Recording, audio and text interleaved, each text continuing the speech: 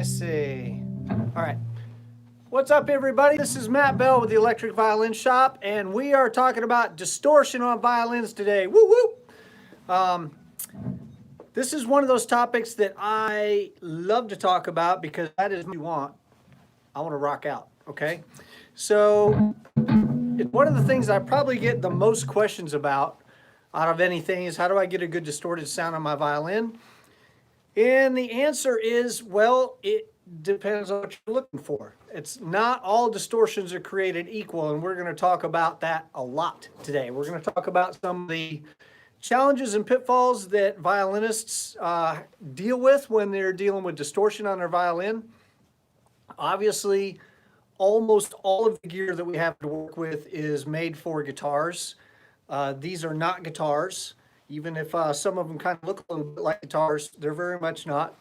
They don't act like guitars. They really don't act like guitars under distortion. So we have a lot of different stuff to deal with.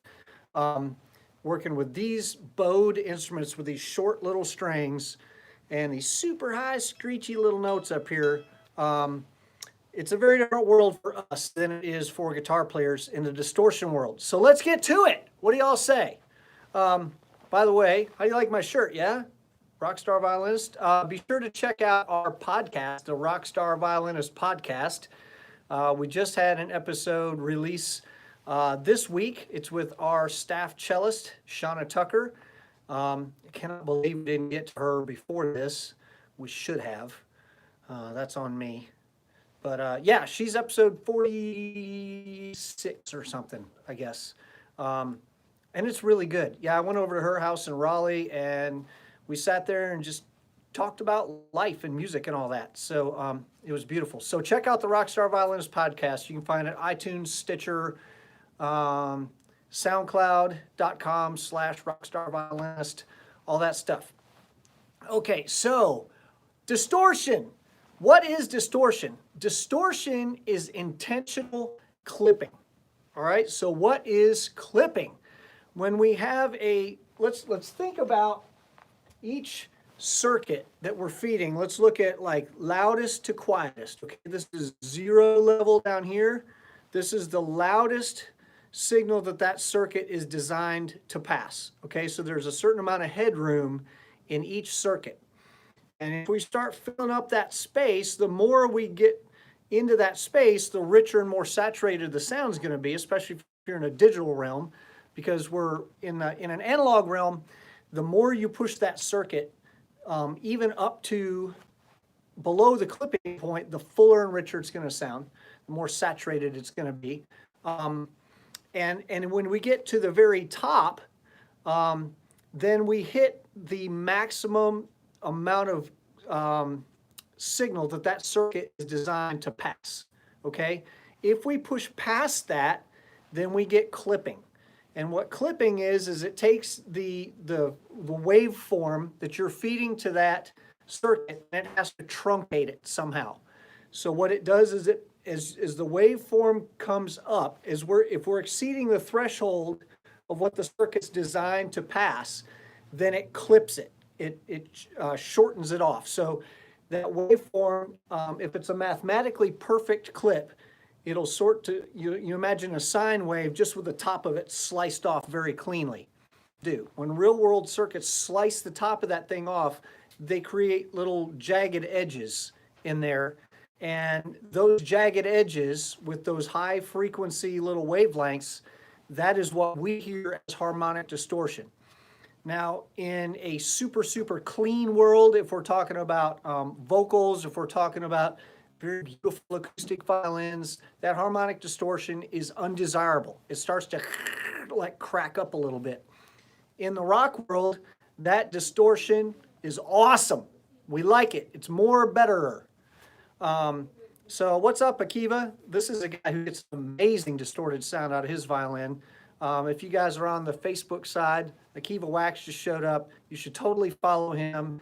He looks like, I probably look like I'm backwards to you guys right now on the Facebook side because of the way it does the camera. On the YouTube side, you guys are cool. It flips it back around. Akiva is not actually, it looks like I'm playing left-handed. Akiva actually is. He has a left-handed Viper, and It's crazy for me to watch him play that thing, but it's he gets an incredible distorted sound. And Akiva will actually ask you if you don't mind posting your signal chain in here. What's up, Stephen May? Akiva, if you wouldn't mind posting your signal chain somewhere in here and explaining to people how you get your distorted sound, that'd be super awesome. So anyway, distortion is intentional clipping of a circuit, and each circuit distorts a little differently. Okay, so that's why there's 1,000 different distortion pedals. And everybody says, hey, I want a distortion sound. And, you know, what's the best distortion pedal? Well, the answer is it depends on what kind of distortion sound you're looking for. The way guitar players have typically gotten their distorted sounds is that they feed a tube amp. There's a tube amplifier in the beginning of a guitar.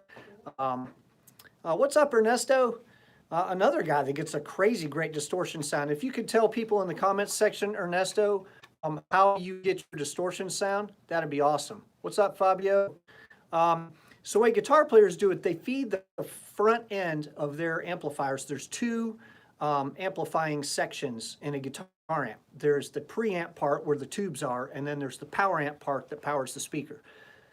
Where guitar players, well, they get their distortion from the whole thing, but the bulk of it is from overdriving those tubes. If a tube is designed to pass, I don't know, 10 milliamps or something, they'll feed 15 milliamps to it, which pushes it past the point that it's designed to handle, and it clips it. It clips that signal off, and it makes it distorted, okay? So that's what happens. Let's listen to a distortion sound right now. Actually, what I played for you at the beginning was not the one I want you to hear just yet, so hang tight. Let's look at this pedal right here. This is the Soul Food pedal as far as distortion pedals. So there's a couple ways to get that. You can feed a real tube amplifier, and you can overdrive that tube amplifier, and that's great, okay? That's how most guitar players get their sound. What's happened that Akiva is using and that Ernesto's using and I'm using, a lot of folks are using a Helix, and we'll get to that. It's a modeler. It's basically, we're using a tube amp, but we're using a digital model of a tube amp, okay? The other way to get your distorted sound is with distortion pedals, okay? We're gonna get into that real quick, and then we're gonna talk about why I don't do that and why you can if you want this sound, and then there's a way to modify that sound a little bit that's way more better, okay? So here we go. Let's power this thing up. And la la la, la. All right, bypass. Oh, okay.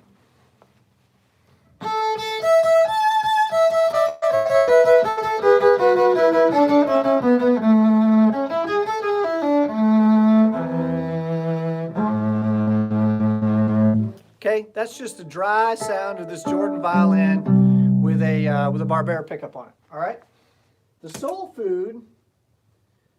There's a couple of knobs on here, and let's talk about one of these. There's a volume knob and a drive knob, and despite what bad sound engineers would say, gain and volume are not the same thing. Okay, gain is how hard we're driving the intentional distortion. Gain is how much signal we're feeding into the front end of that circuit. Volume is how much signal is coming off the back end of the circuit. Remember, I told you guitar amps have two sections. There's a preamp, a tube section, and that's how we determine how hard we're driving those tubes. That's gain. And then there's a power amp section that powers the speaker. That's volume. Okay, now with guitar amps, the louder you turn, the harder the speaker gets pushed, and those are non-linear. That's another thing. Okay, we'll get to that next.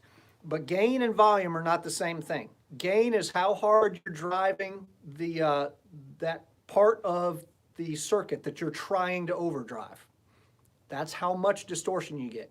And volume, in theory, is just how loud the output of that circuit is. Okay? Gain, volume, not the same thing. All right. So we're going to start with gain pretty much all the way down. The pedal's on.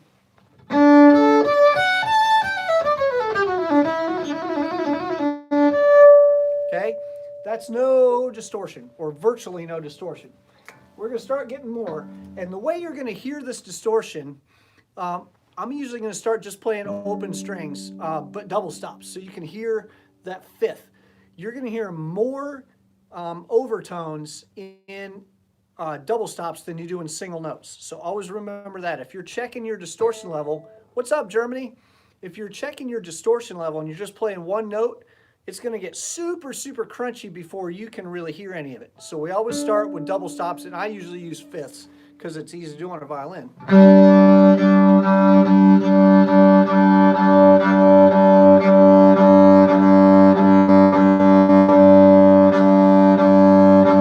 So we're about halfway up. You hear it getting a little crunchier?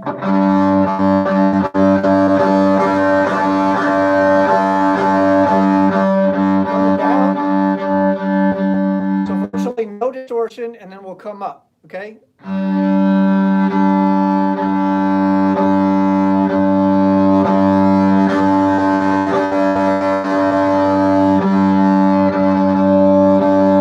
Okay, I'm going to put it about halfway.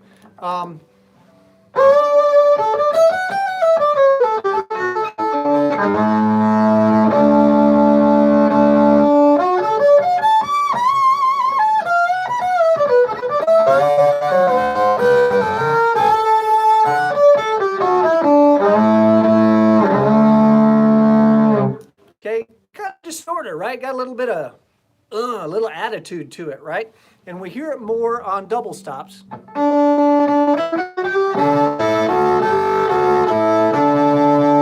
can hear all those interactions right between the notes. It's a great way to practice your intonation on double stops, by the way. Throw a little distortion on there, there's nowhere to hide, man.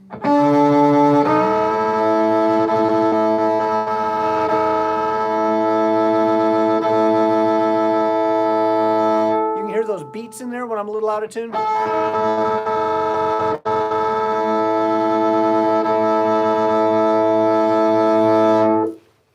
That's a great way to practice your double stops.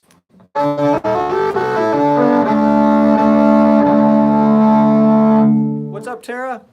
So we've got the drive about halfway up. When I run it all the way,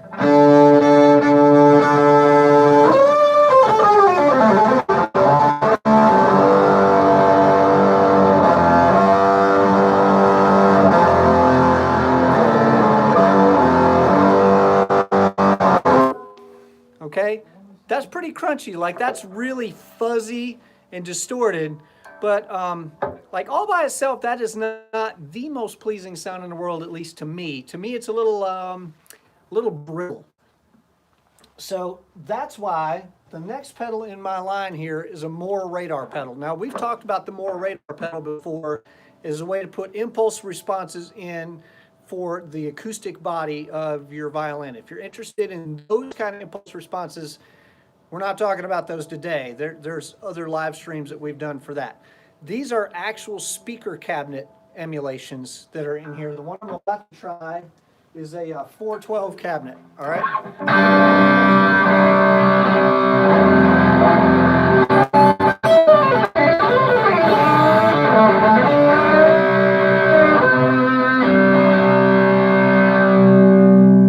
Okay, I'm gonna actually back this gain off a little bit. I'm gonna play a couple notes and I'll bypass it. That's with the cabinet on. Here's with a bypass.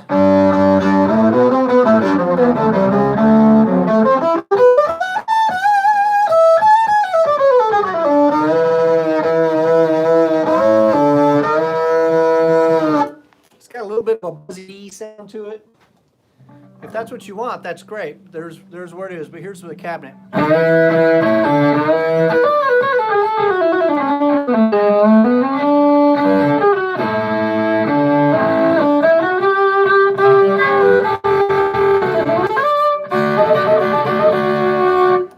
Bach would love it. Shut up. All right, so there are some, that's a 412 cabinet. Let's try a here's a 212.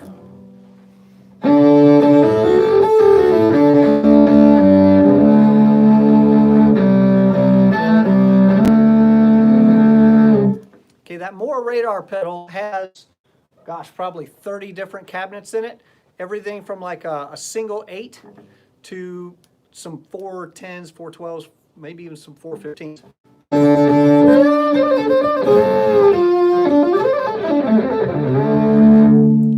Throw this coin. Decline. We're going to decline that phone call.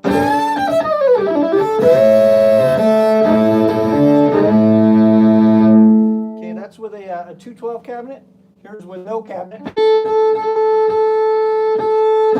Oops, got to bypass that. All right, cabinet bypass.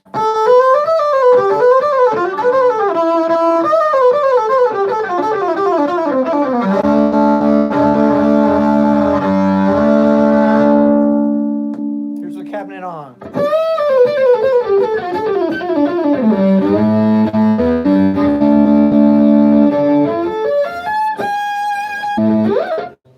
To me, that's a whole lot creamier. Let's go back and just check out our random one. Here's a random 112 cabinet.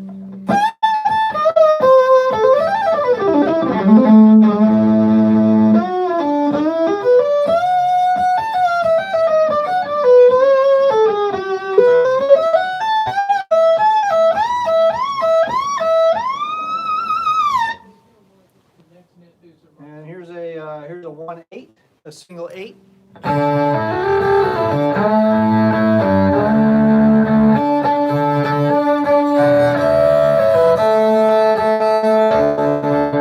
Okay, again, we'll bypass that cabinet. This is just the distortion pedal.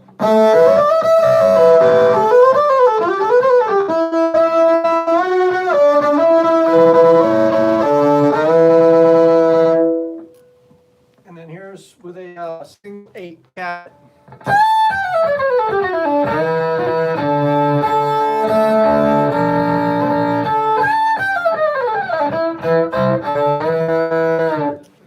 Okay, so one of the things that cabinets do is they really tame that high end. Guitar cabinets really don't pass much beyond about 6K, 6 kilohertz for those of you that are a little new to this whole sound engineering thing. Your human ears can hear frequencies from about 20 hertz, which is that low rumble that you really feel in your chest more than here, all the way up to when you're born, you can hear up to about 20 kilohertz. If you're old enough to watch this on Facebook or YouTube, you don't have 20 kilohertz anymore. Most of us that have been playing loud music, like 15K is about the top on a good day. That's where sort of that 15K is where that real sizzly, super high-end stuff is. 10K still, that's pretty high. That's where something like that really super high-end bow scratch that you hear is sort of 8 to 10K. Guitar speakers really don't pass much above about 6K. So if you're hearing too much like these overtones, these real bitey, stabby overtones, those are in like the 4 to 8K range. So you actually can EQ those out a little bit. What I like to do, if I'm using some distortion, sometimes I will EQ my signal down. I'll dump some highs out of the dry violin signal before I feed it to the distortion pedal. And then when the distortion pedal adds some high end back in, because it will, then it's a more pleasing high end. If it's got a bunch of high end in it already, and then the distortion adds more high end, that's where you get that buzzy bee, stab you in the eardrum type sound. Okay? Yes, they do. The cabinet settings align with reality speaker configurations. Absolutely. Yeah. They actually take an impulse response of the cabinet that's being listed here. And the way they do that is they take a microphone and they hit that speaker with an impulse, and they record the sound that comes out. It's a wave file. It's the real deal. Guitar players go through cabinets and speakers like crazy trying to find the exact right one, and it's just how does each one react to your playing, to the level you're putting through it, to the distortion sound that you want to hear.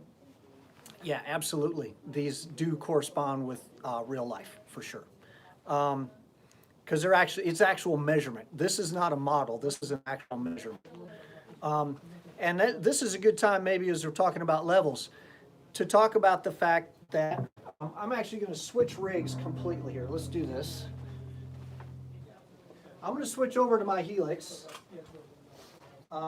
because my Helix, I get my sound all from speaker and amp simulations. So the Helix, we're actually going to be listening to a Friedman model, if I can make it go. Make it go. All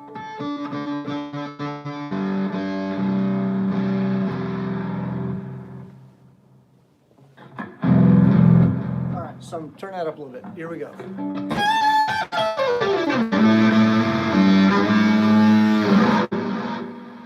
Turn off the delay.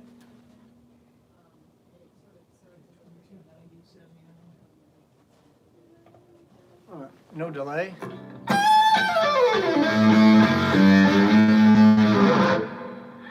So that is a Friedman amp model, and I'm not pushing that very hard at all. I think I've got the gain set at like 0.7. A Helix better run through an amp or a cabinet only? No. I usually just run mine straight to front of house. All the money gigs that you play are going to be straight to front of house and in-ears. That's been my experience. The guys who play in bars in front of 30 people can all argue about how loud their cabinet needs to be. You want to play in front of 1,000 people, be ready to run straight to front of house and use in-ears. So let's talk about the fact that distortion is all volume and level dependent. And it's because what distortion is the intentional clipping of a circuit. So the louder my signal is that I feed to that circuit, the more it's going to clip, right? Does that make sense? Now, what's coming out of that circuit is only going to be a certain amount. So if that circuit's only designed to pass 10 milliamps or whatever, only 10 milliamps can come out no matter how much I put in. The max is 10 coming out the back end. So what's up, Justin? If I feed 5 milliamps to it, then it's going to be underneath the headroom and I'll get 5 out, right? But if I feed 10 to it, I get 10 out. If I feed 50 to it, I get 10 out. If I feed 1,000 to it, I get 10 out. So there's a compression in there that once you reach the maximum level that circuit can pass, there's no more coming out the back end. All it does is it just clips more and more and more and more, okay? So what guitar players do in order to clean up their tone so they're not having to mess with their amp all night long, they do anyway. My God, they mess with their amps all night long. They'll swear they don't, but they do. In theory, they leave their amp alone, and if they want their tone to be cleaner, they'll use their pinky to roll the volume knob back on their guitar. We can't really do that. We're using both hands to play. But I've got, you can't see it, but I got a volume pedal under my foot right now, and I've got my volume pedal all the way down. I've actually got the volume pedal set before the input of the amp on the Helix right now. So I raise the volume pedal just enough to let some signal through. So you can hear that's a clean signal, right? And I'm going to start bringing that volume pedal up.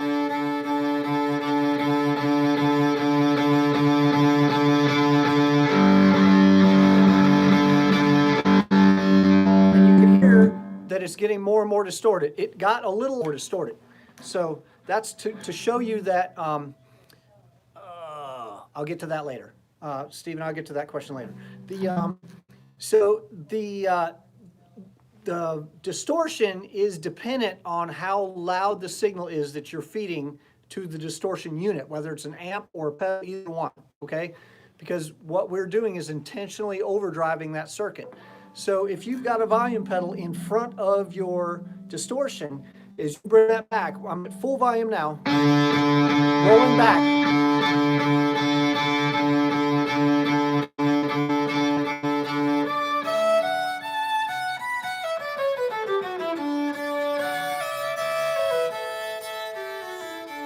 Now it's starting to get quieter because I'm not filling that circuit all the way up.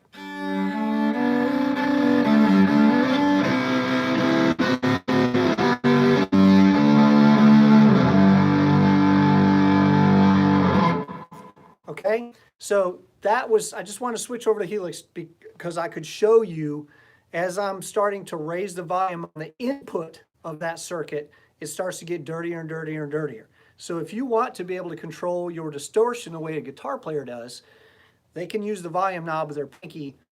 We really can't. You can, I guess you could sort of do it with your volume knob and your violin, but the easiest way is with a volume pedal that is set before your distortion circuit, okay?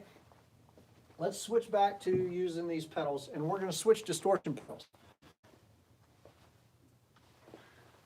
So, let's see, coming out of the radar, going to the soul food, we're going to change to, let's change to the metal muff. We're going to go from the soul food. The soul food, by the way, we sell on our website for $78.30. That's really cheap. And the more radar pedal is $148. So between those two, you know, you're 200 and, my math isn't good, 220 bucks, 230 bucks. That's pretty nice. Go to the metal muff, just in case we say that we want to get a little, angrier than just, you know, the soul food.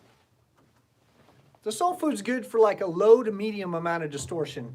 The metal muff is if you want to get a little more angry at the world. If you sort of look around and you go, things aren't right here. I'm angry about it. I want you to hear it. Let's go.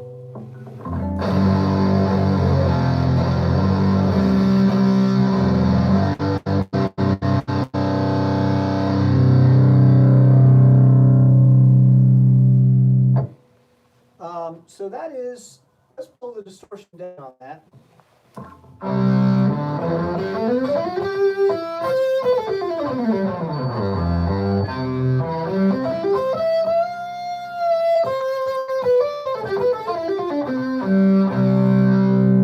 And I'm still running through a cabinet emulation now. Let's turn that off. All right, no cab. This is just the metal muff by itself.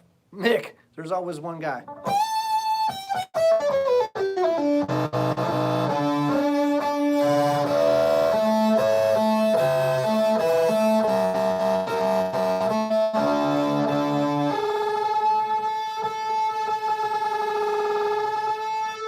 I love that zipper. You take a unison note.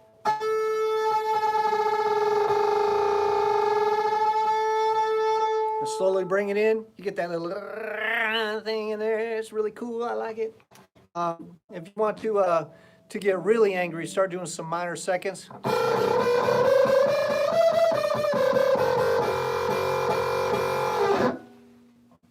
Sounds done, son. All right, so that is the metal muff on a very low gain setting. Let's go to about halfway.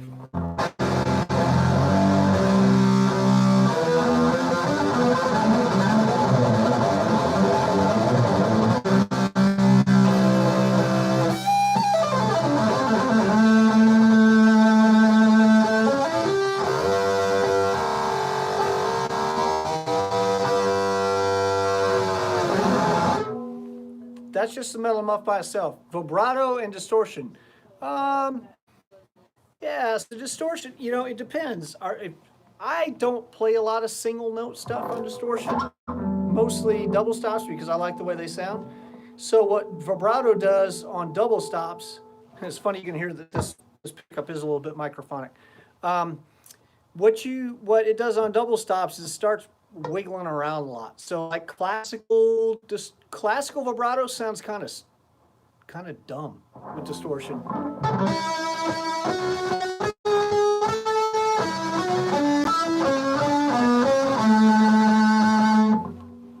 Kind of sounds dumb. So what guitar players, their distortion is, or their vibrato is different. It's much wider.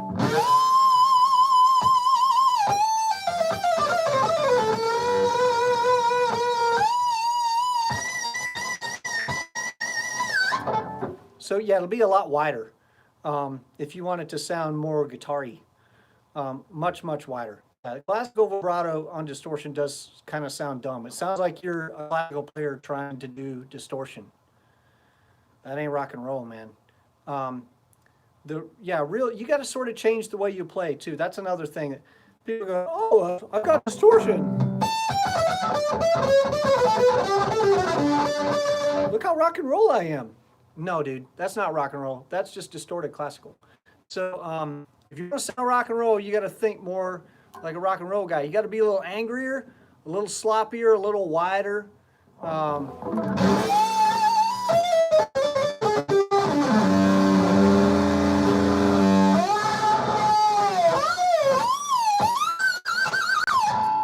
Yeah, pitch harmonics is another good one. Akiva, good point.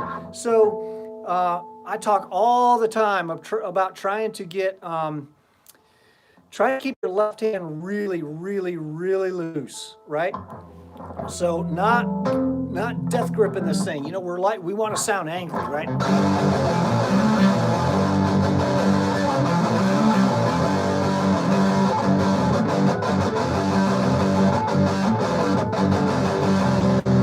I sound really mad. We're gonna death grip this violin. Ah! No, man, it doesn't work. So you got to keep that left hand really loose. So, you know, just barely touching the strings enough to tune.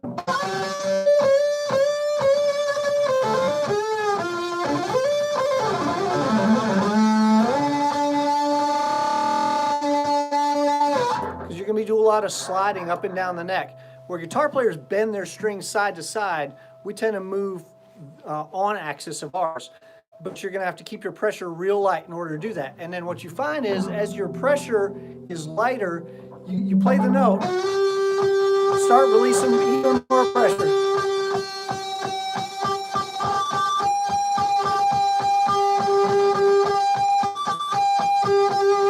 So you get all those harmonics in there.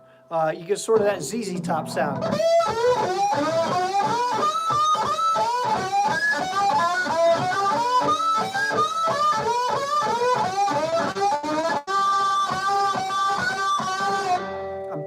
I'm barely touching the string. I don't know if you guys can see. Let's see.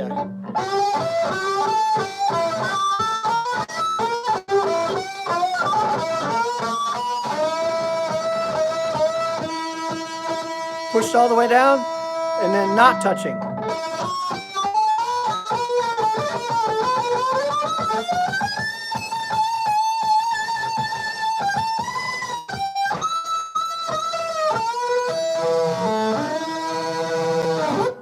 So yeah, that's going to help a lot, those pinch harmonics. Now, that sound that you're hearing is a little bit buzzy B, okay? So let's turn the speaker simulator on now.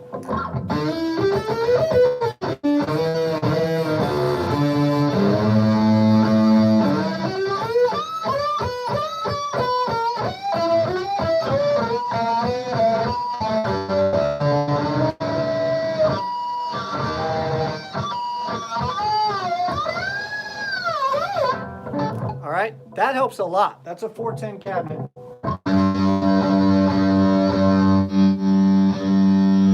Here's a 412.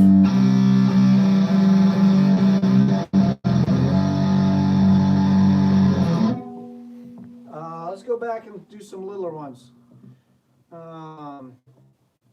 Here's a 212.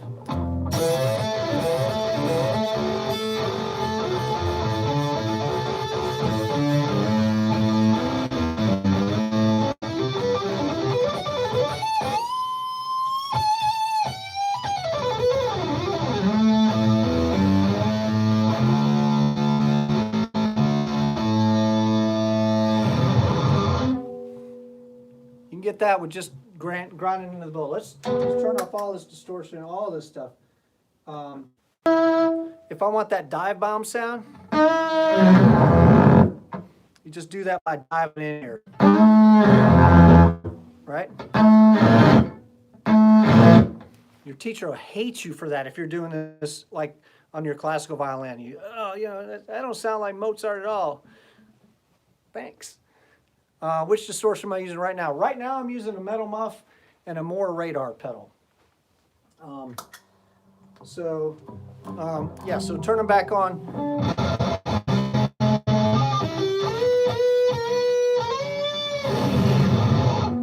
Right, that's how you get that sort of dive sound.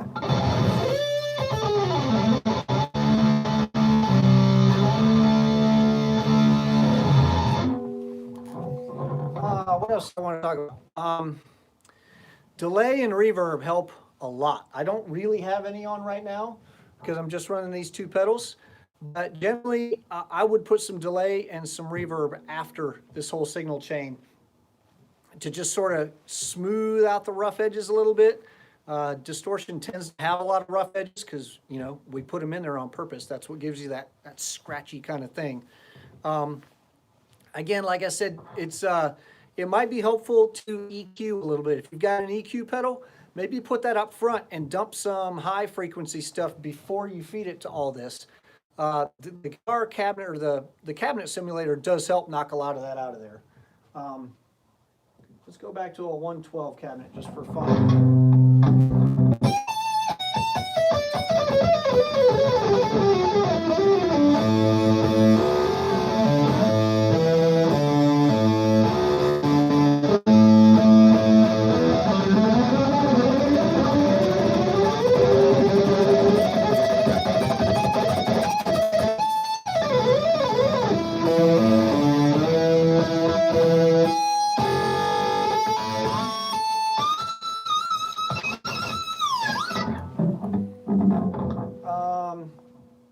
So that's two sort of very different distortion pedals. We did the soul food. Let's do a different kind of distortion. A lot of violinists talk about using fuzz pedals. So here's a fuzz pedal. Fuzz is just sort of a different kind of distortion. It's the same basic concept. We're overdriving a circuit, but each circuit acts differently. So the fuzz circuit acts very differently. Hear it. Let's do, this is the muff pie with no cabinet. This is just the muff pie. And I've got volume about halfway. This one called sustain, and the reason it sustains, is because we're squashing that signal, right? So when, let's shut this off. When I, as you hear sort of like this decay of the sound, right? It's getting quieter and quieter over tone. I'll get to that question in a minute. So you'll hear the decay of the sound, right? It's sort of decaying over time. When I'm overdriving this circuit, I've got that compression. So here's how big the circuit is. My sound's way up here. That's why it's distorting.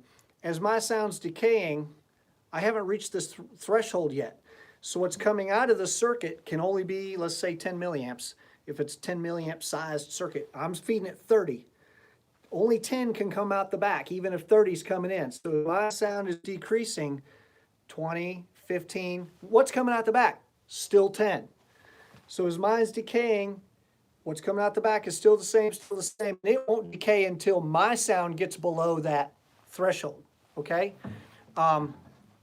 So that's why it's called sustain on these circuits, because they have compression in them as part of the design.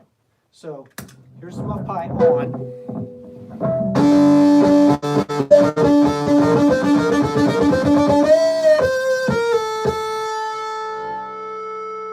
Here's sustaining.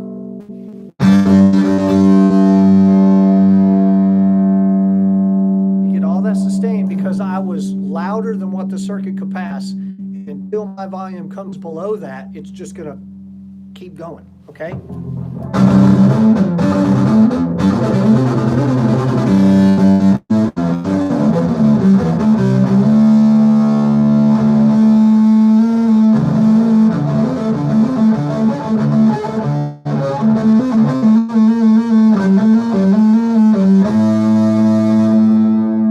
That's the muff pie with no cabinet. Here's what the cabinet.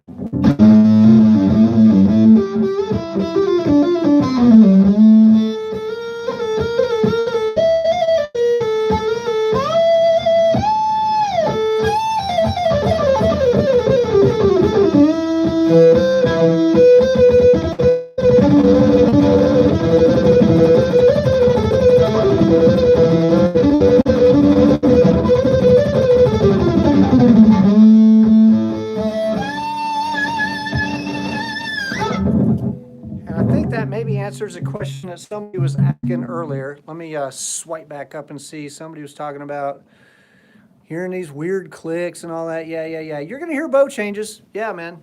That's it's just part of the beast. Actually, I like it. It makes it sound more like a guitar because a guitar has a super heavy transient when they hit that string with a pick. So if you're, turn myself back up here, you know, you're trying to get that fast tremolo sound.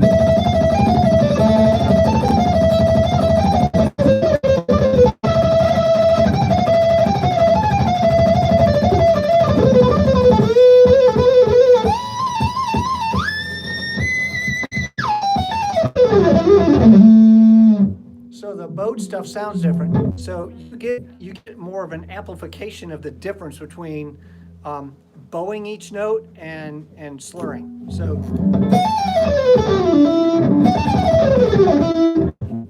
I like that. I like that thump that you get.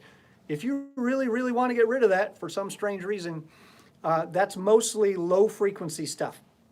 So you can dump the low frequencies. I like the low frequencies. I want to hear the thunder. So yeah. On this one, I've got a lot of mud coming out of here, honestly, and I probably would low pass this in a mix. Not super high, maybe down to 100 hertz, but probably not any higher than that, depending on the mix. Now, live sound is very different. Live sound, I'm probably going to high pass this thing maybe as high as 200 hertz, because you got to think those high pass, that's not a brick wall. It's just a roll off, okay? So most of that thump is happening around 60 to 80 hertz. I like it. I like it in there, and I probably wouldn't high pass it afterwards. So you're still going to get the high frequency artifacts of that sound. If you're trying to even get rid of the distorted artifacts of that sound, then you can high pass it before it gets to the distortion. If you want to, before or after is different. How was it handle gallops or chugs? I can make it punch you out. The punch is never what? I'm trying to see what this thing, I can't see. Oh, I can't see. The punch is never as hard of it. No, it's not going to be as hard a hit because a bow is not a pick. So it's not a pick. This isn't a pick. It's a bow. So it's going to act a little different. But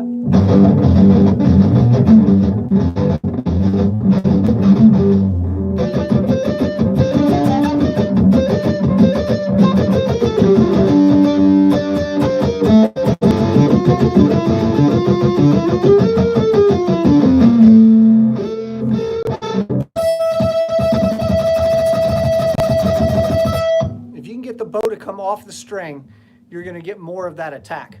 The other trick that I got taught by Shauna, our cellist, is that she will actually roll her stick so that the hair hits the string and so does the stick.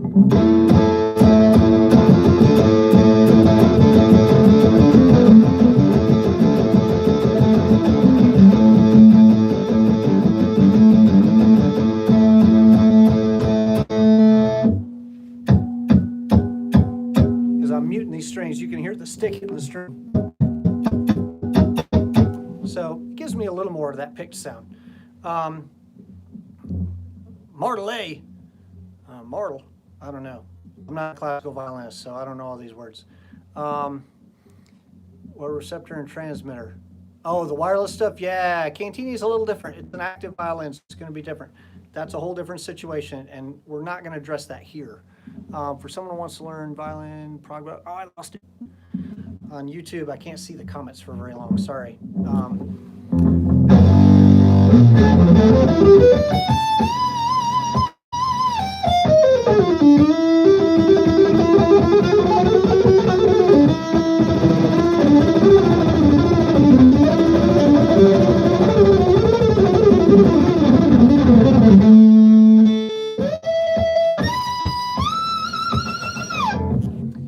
Another thing is that this particular cabinet, this 112 cabinet, is eating a lot of my highs. Let's go to one that's not going to eat them quite as much. And the beauty of being able to change these cabinets, so you can change your sound a lot with just a cabinet.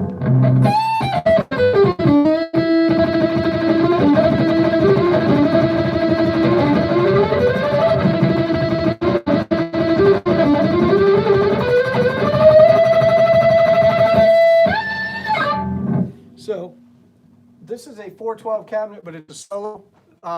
It's on a solo setting, so it's going to be a little brighter.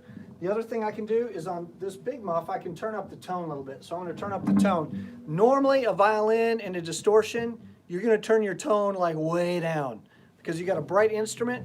Distortion adds brightness, and next thing you know, you can be peeling the paint off the walls. The nice thing about sending to a cabinet simulator is it's eating a lot of the stuff, so it's not going to get so painfully bright.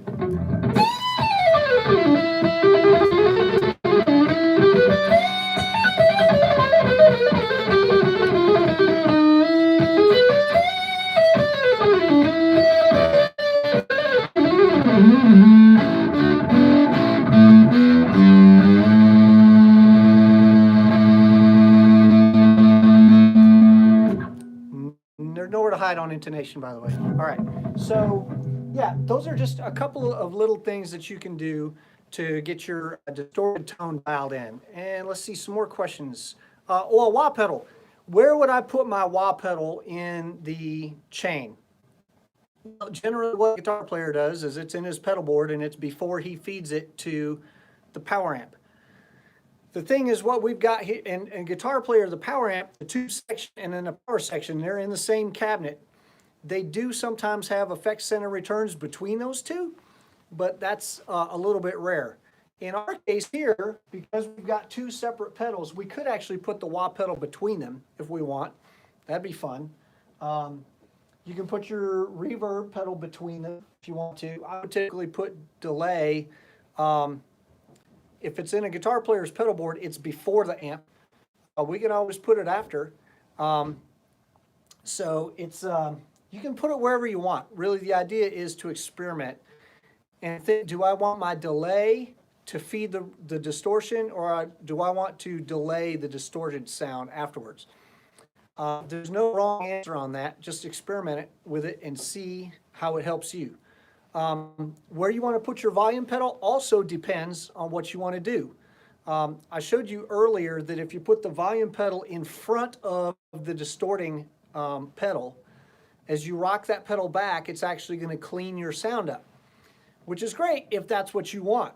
I don't always want that. Sometimes I want my volume pedal at the end of the chain so that I've got still the full distorted sound. I'm just rocking it back, and I'm, you know, as a song is kind of tailing off, that I'm rocking that full distorted sound and I'm tailing that off. So you got to ask yourself, do I want full distortion but quieter, quieter, quieter, quieter, or do I want my tone to clean up, clean up, clean up as I'm rocking it back? So actually, a lot of guys will put a volume pedal before their distortion and a volume pedal afterwards. For guys wanting to learn prog rock and jazz fusion, do I think it's cool to skip straight? I'm trying to push the button here. Straight to electric and get something decent and price to learn. You're talking about like learning how to play an electric violin instead of learning to play acoustic straight. Well, I know all the teachers are going to tell you. The teacher is going to say, no, you must learn an acoustic first. I think the answer that I would say is if you don't give a crap about playing acoustic violin, learn to play on an electric.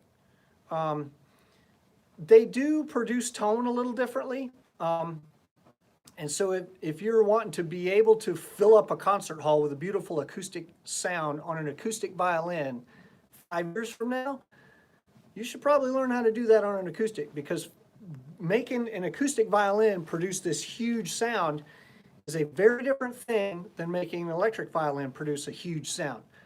Actually, in those two techniques, that particular technique, say Rachel Barton Pine, who her violin is a friggin' cannon. That thing is loud when she's playing it. She can fill a concert hall without any trouble, with no amp, really, really hard with her right hand. However, that does not help her on an electric. If you pull that hard on an electric, you're going to make it real screechy and awful sounding. And this took me a long time to figure out. You actually have to lay back and let the instrument, you want to make the instrument, you want to let the amplifier do the work, right? We want the instrument to sing and then let the amplifier do the work. So I actually play super, super light. When I played Rachel's violin, she was kind of getting on me. She's like, no, you got to dig into it. I'm like, that's not what I do. I don't, you know, if I dig into my electric like that, it's going to scream at me. not in a good way. We recommend any pedals for a hobbyist that wants to sound as heavy as I did in this video. Well, I'll tell you what pedals I used in this video. The Soul Food was the first one I used. That's good for sort of a low to medium amount of distortion. The next one I used the Metal Muff. That's this one. Those are both by Harmonics. So the Soul Food is 78 bucks. The Metal Muff is $55. The most recent one I used is the Big Muff Pie. It is also by Harmonics. The Muff Pie is like 89 bucks. Pretty inexpensive. And then, but the key to getting a good sound with all of these, to me, is putting the Moor Radar pedal after it, M-O-O-E-R. And that's 148 bucks. So you're looking for 200 and change dollars. You can get a really, really nice distorted sound, okay? I've got over $2,000 in my Helix units, and it hurts my feelings a little bit to think that for 10% of that money, I can probably get 60% as good a distorted sound. But I don't want 60%. I want 130. What's up, Timothy? Yes, octave just before distortion, especially if you're one of them guys that doesn't feel like you need a 6 or 7 string violin. Then yeah, if you're going to put an octave before, and actually if you've got a what do you call a turn this down, it's distracting me. If you that's better. I can hear this thing crunching over on the side. If you've got a POG, that's the word I was looking for. If you've got a POG pedal where you can dial in a little bit of sub-octave, maybe just, just that much, no more, just that much.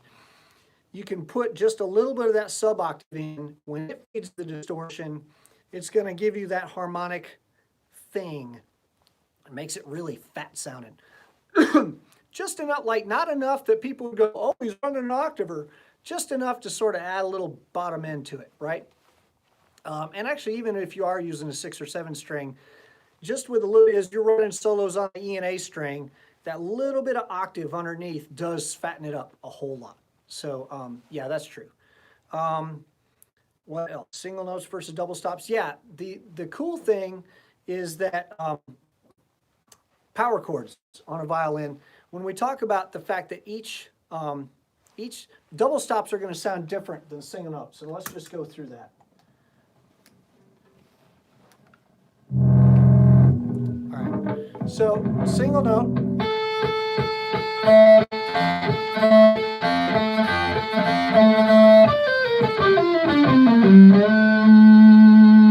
Okay, so those are single notes. If I do double stops, and each double stop is going to sound different, each interval is. So let's just start with unison, and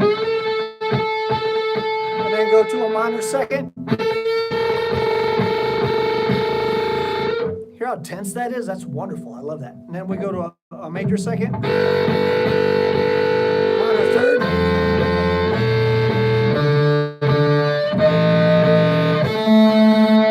so each of those intervals has a different sort of beat pattern or a different sort of flavor to them.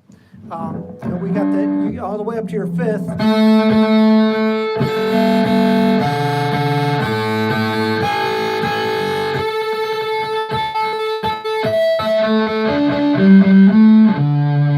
So each of those intervals is going to give you a different flavor and sound. And that's just something to explore. And the funny thing is, with each type of distortion that you use, they're going to react differently. So it's sort of this wonderful adventure of being able to take all these different distortion sounds and then experiment with them in the way that they deal with intervals, with the way that they deal with reverb, with the way they deal with wah, the way they deal with delay. It's a lot of fun. So basically the answer is, what kind of distortion sounds best on violin? A lot of distortions sound good on violin. You may just have to work a little bit at it, okay? So think about maybe EQing out some of the high end before you feed the distortion.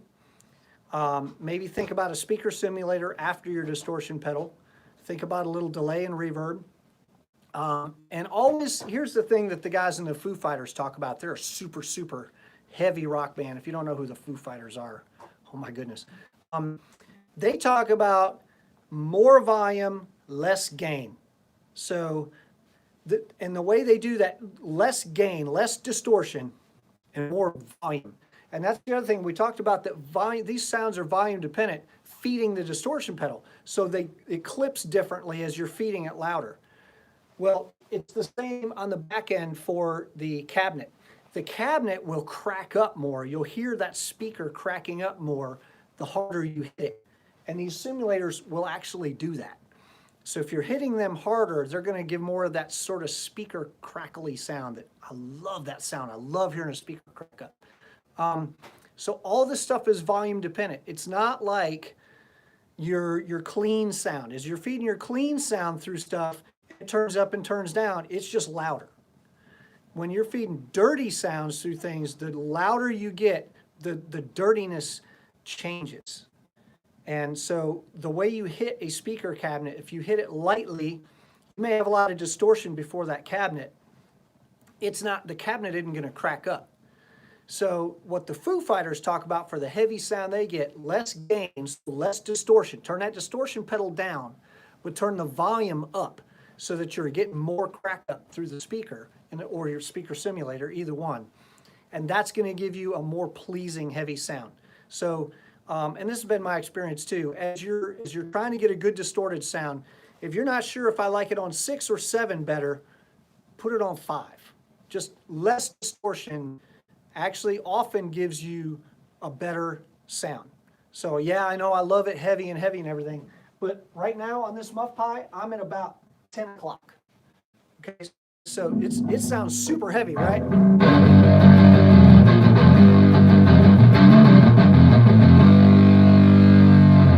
It's pretty heavy. So yeah, I'll show you. Let's turn the volume up. I'm not turning the distortion up, just the volume. Can you hear the speaker? Like, if you know what you're listening for, you can hear, like, if you turn the radio up too loud in your car and you get that crackly sound, that's actually what we're trying to do on purpose.